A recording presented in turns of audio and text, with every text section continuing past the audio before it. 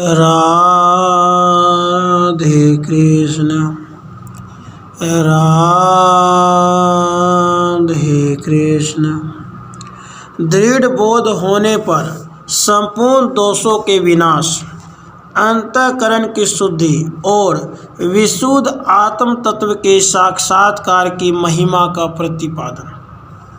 श्री वशिष्ठ जी कहते हैं, हे रघुनंदन, जो नित्य अनित्य वस्तु के विवेक से संपन्न है, जिसके चित्त की वृत्तियां परमात्मा में विलीन होती जा रही है, जो ज्ञान प्राप्त करके संकल्पों का त्याग कर रहा है, जिसका मन परमात्मा के स्वरूप में परिणत हो गया है, जो इस हे नाशवान जड़ दृश्य का परित्याग कर रहा है तथा उपादेय सच्चिदानंद घन ब्रह्म का ध्यान कर रहा है, अर्थात जो दृष्टा परमात्मा का अनुभव करता है तथा अदृष्टा रूप दृश्य का अनुभव नहीं करता, जागरण के योग्य परम तत्व में ही जाग रहा है और घनीभूत अज्ञान के विकार रूप संसार से सोया हुआ है, जो संपूर्ण तुच्छ सुखों से लेकर हिरण्यगर्भ ब्रह्मा तक के सुखों में अत्यंत वैराग्य के कारण सरस और निरस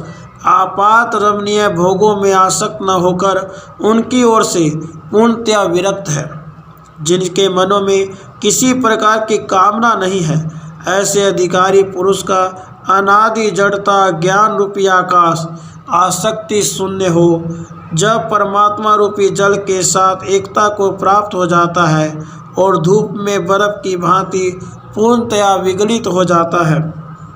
वर्षाकार बीज आने पर जैसे तरंग युक्त जल से चंचल मध्य भाग वाली लहराती हुई नदियाँ धीरे धीरे सूखने लगती हैं, उसी प्रकार जब विषय रूपी तरंगों से युक्त तृष्णाएं शांत हो जाती हैं तथा जैसे चूहे चिड़ियों के जाल काट देते हैं, उसी प्रकार जब तीव्र वैराग्य से संसार वासना रूपी जाल टूट जाता है और हृदय की गांठ ढीली पड़ जाती है, तब जैसे निर्मली को पीसकर जल में डालने से जल स्वच्छ हो जाता है, उसी तरह विज्ञान के प्रभाव से अंतःकरण विशुद्ध होकर प्रसन्न हो जाता है।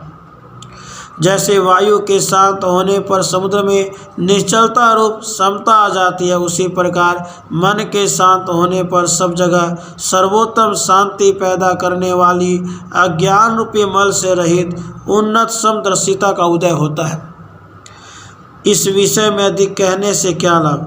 जिसने जानने योग परमात्म तत्व को जान लिया है, वह परम बुद्धिमान पुरुष वायु आदि चारों भूतों से रहित आकाश कोश के समान न उत्पन्न होता है और न नष्ट होता है।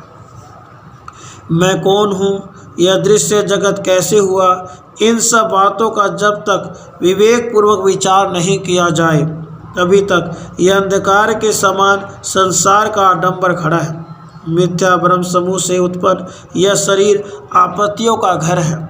जो आत्म भावना के द्वारा इस दृश्य को नहीं देखता, अर्थात जो यह दृश्य नहीं है, सब कुछ आत्मा ही है, ऐसा देखता है, वही यथार्थ रूप से देखने वाला है। जो देश और काल व शरीर में उत्पन्न हुए सुख दुखों को भ्रम रहित दृष्टि से ये मेरे नहीं है इस तरह देखता है, वही यथार्थ दृष्टा है। जो असीम आकाश दिशा और काल आदि है तथा उनमें वर्तमान जो परिचित क्रियाओं से युक्त वस्तु है, वह सब मैं ही हूँ, इस प्रकार जो सब में अपने आत्मा को देखता है, वही वास्तव में देखने वाला है।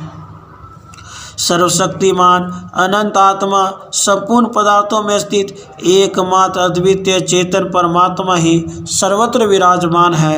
ऐसा जो अपने हृदय के भीतर देखता है, वही वास्तव में देखता है। जो विद्वान आदि व्याधि जन्म मरा और मृत्यु से युक्त इस देह को अपना स्वरूप नहीं मानता, मैं देह हूँ, ऐसा नहीं देखता, वही यथार्थदर्शी है। सूत में गुथी हुई मणियों के समान यह संपूर्ण जगत मुझ में ही ओतप्रोत है, परंतु मैं मन नहीं हूँ, इस तरह जो देखता है, वही आत्मा के यथार्थ स्वरूप को देखता है। न मैं हूँ न दूसरी ही कोई वस्तु है, किंतु एकमात्र निरामय ब्रह्म ही सर्वत्र सब रूपों में विराजमान है। इस तरह जो देखता है, वही वास्तव में देखता है। जिस महात्मा के सांसारिक देह आदि के प्रति अपने पराये और तेरे मेरे के भेद मिट गए हैं, वह सुंदर दृष्टि से संपन्न महापुरुष आत्मा का यथार्थ रूप से अनुभव करता है। जो आकाश की भांति एक आत्मा है और संपूर्ण पदार्थों में व्याप्त होता हुआ भी उनमें लिप्त नहीं होता, ऐसा वह महात्मा पुरुष साक्षात महेश्वर ही है। जो तम अर्थात सुषुप्ति, प्रकाश अर्थात जागृत और कल्पना अर्थात स्वप्न, इन तीनों अवस्थाओं से मुक्त है, काल भी परम प्रेमास्पद आत्मा बन गया है तथा जो सौम्य, समदर्शी और अपने आत्म स्वरूप में स्थित है, ऐसे उस परमात्मा पद को प्राप्त हुए पुरुष को मैं नमस्कार करता हूँ। संपूर्ण जगत में एकमात्र ब्रह्म ही विराजमान है, जिसकी बुद्धि में ऐसा निश्चय हो गया है तथा जिसकी वृत्ति ब्रह्माकार दृष्टि जगत की सृष्टि, प्रलय और स्थिति रूपिणी विचित्र एवं मनोहर वैभव युक्त कलाओं में सदा ही एक रस है, उस परम बोधवान शिव स्वरूप महापुरुष को नमस्कार है। उस महापुरुष को नमस्कार है। राधे कृष्ण, राधे कृष्ण।